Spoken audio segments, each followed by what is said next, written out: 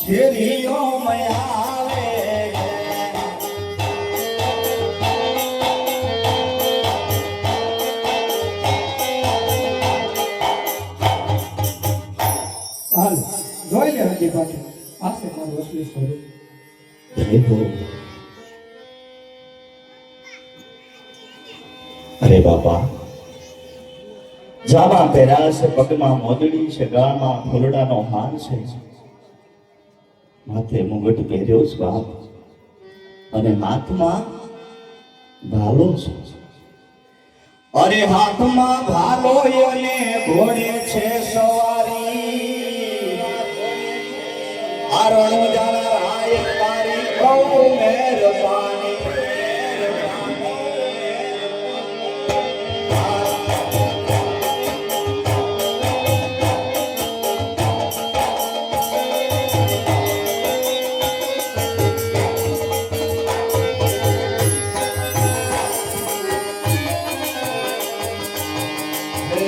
પીર મારો હાચો ને જારે મારી, રણુ જન રાય તારી બહુ મહેરબાની.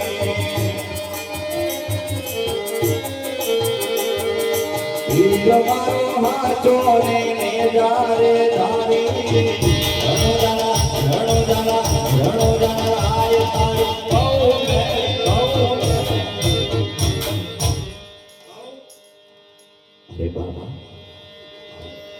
આપ ક્યાંથી આવો છો, ક્યાં સુધી જાઓ છો, શું તમારું નામ છે? અરે હરજી પાટી, હું દ્વારકાથી આવું છું, કોકણગઢ જાઉં છું. દ્વારકામાં હતો ચાલક મારું નામ કૃષ્ણ કનૈયો હતો, પણ ચાર કોકણગઢના રાજા આજમાન તેમની ઘરે અવતાર ધારણ કરવા જાવ, ત્યાં મારું નામ રામદેવ છે. વીરા ઓહો, જય હો બાબા રામદેવની જય હો બાપ. કેદુની જોતો તો વાઈટ બાપ, જંગલમાં બાપ દીકરો અચાનક ભેગા થઈ ગયા છે બાપા. મારું નામ હરજી છે બાપા. હા, હું નજીક રહું છું, આલન મારી ઝૂંપડીએ. અરે હરજી પાટી, તારી વાત કેવી સચે છે, પણ અત્યારે કોકણગઢની ધરાવ પર વેરવા નામનો રાક્ષસ બાર ગામ સુધી પશુ પક્ષી માણસ કાંઈ રહેવા દેતો નથી. એનો મારે સહાર કરવાનો છે. એટલું જ નહીં, એવો લોકો ગાયનો વધ કરે છે, હિન્દુ પાસે ખબર પૂજા કરાવે. આપણો ધર્મ ભ્રષ્ટ થયો છે, માટે અધર્મની સામે સત્ય સનાતન ધર્મનો નેજો ફરકાવવાનો છે. માટે હું તારી ઝૂંપડીએ કાલે જરૂર આવી વીરા. અરે બાપા, અહીંયા આવ્યા છો ને નથી આવતા, ફરી કેટલી ધક્કો ખાશો? હાલો ને અત્યારે, હાલો. આ મનનો મોરલિયો રટે તારું નામ, મારી ઝૂંપડીએ આવો મારા.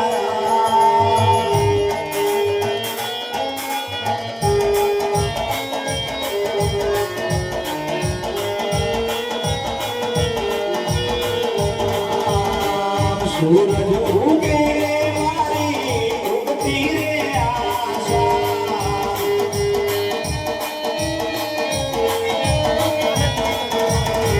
સંધ્યા ઢળે મને મળતી નિરાશા.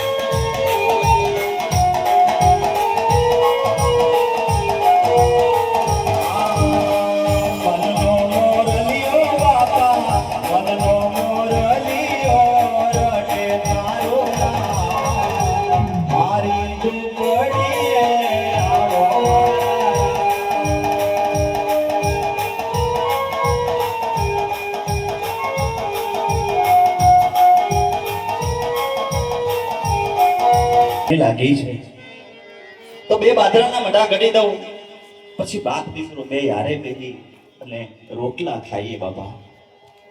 અરે હરજી ભાટી, આ તારી સરસ મજાની ઘાસની ઝૂંપડી મને સોનકાર કેમ દેખાઈ રહી છે મીરા? અરે બાપા, રંગ મહેલ હોય તોય ભલે ને ઝૂંપડી હોય તોય ભલે બાપા, ઝૂંપડી ઘાસની હોય તોય ભલે બાપા, પણ તમે મારી ઝૂંપડી નામ કીધું ને મને બહુ દુઃખ લાગ્યું છે બાપા. હે અમને એ વાલી અમારી ઝૂંપડી,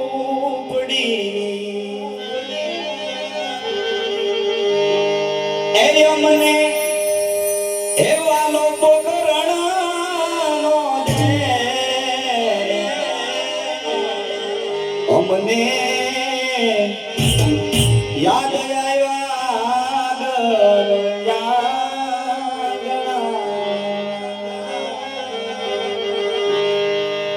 આપણે બધા માટીના સંતાનો છે, ગામડાના દેશના માણસો છે, એટલે બધાને ખબર છે શું હરે આંગણે એ ગારે ગોર માટીના ઓટલા, ન્યામાવડીના હાથના ઉના ઉના રોટલા, એ મને વડતું નહીં કોઈ કામ, અમને આવાલી અમારી ઝૂંપડી. બાબા, બકરા બાજ્યા છે, લાલીઓ કૂતરો છે બાપા, તમે બેઠા છો, હું છું, મારી ઝૂંપડી તમને સુનકાર ક્યાં દેખાય?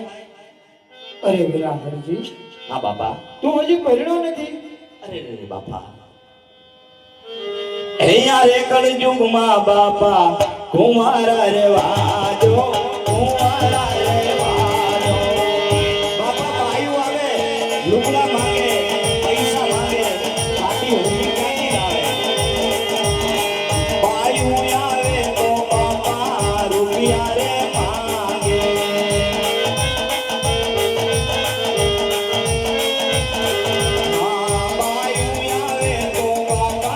પૈસા રે માંગે.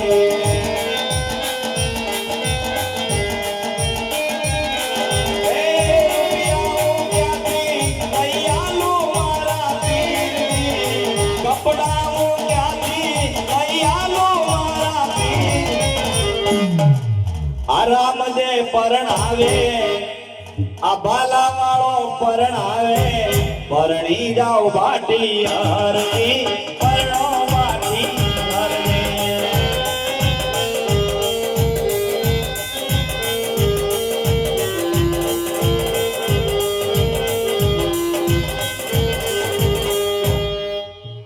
બાબા,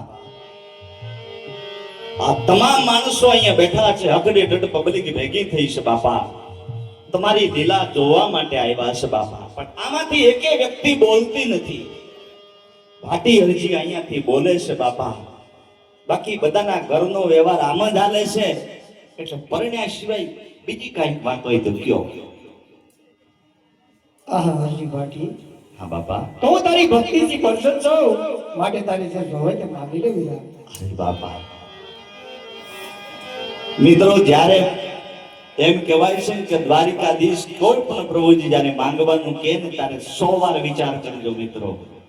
એનું કારણ છે કે માં ભગવતી જ્યારે પ્રસન્ન થયા અને કુંભકર્ણને જ્યારે માંગવાનું કીધું ને કે માંગ તારી ભક્તિથી પ્રસન્ન છું, ત્યારે એને ઇન્દ્રસન સુધીની આશા હતી. કોને? કુંભકર્ણને. પણ માં ભગવતી સરસ્વતી જીભ ઉપર બિરાજમાન થઈને માં ભગવતીએ કીધું કે ઇન્દ્રાસનની જગ્યાએ નિંદ્રાસન મંગાવ્યું. એટલે બાપા, ઈ ધંધો મારે નથી કરવો અને ઈ કર્યા જેવું એ નથી. પણ બાપા, જ્યાં તમે જન્મ લેવા જાઓ છો અત્યારે, ઈ જન્મની આરતી ભાટી હરજીના હાથે ઉતરે એટલું સત વચન આપો, અને જેથી તેની સમાધિ લ્યો. એ સમાધિની આરતી પણ ભાટી હરજીના હાથે ઉતરે એટલું સદવચન આપો બાપા. અરે હરજી ભાટી, હા જ્યાં મારો ફોટો હશે ત્યાં તારો ફોટો હશે, જ્યાં મારો વાસ હશે ત્યાં તારો વાસ હશે. સંવત 1661 ની સાલ ભાદરવાની દશમ મધરાત્રે જ્યારે ગોકર્ણના રાજા આગમન તેમની ઘરે અવતાર ધારણ કર્યું ત્યારે પેલી હાથીમાં તારા હાથથી ઉતરશે. એટલું જ નહીં, જ્યારે મારી 54 વર્ષની ઉંમર થાય, 52 વર્ષ પરિપૂર્ણ થાય, ભાદરવી આઠમ આવે, આઠમની વરસભામાં ઉપદેશ કરીશ, નવમથી રામસરો રામ રામના નજારો પાવી, દસમથી મારા પિતાશ્રીની આજ્ઞાને વિદાય લઈ અને 11ના ઉગતા પહોંચી સમાધિ ગમે એની શૈલી હાથથી તારા હાથથી ઉતરશે. જય હો બાબાની જય હો બાબા.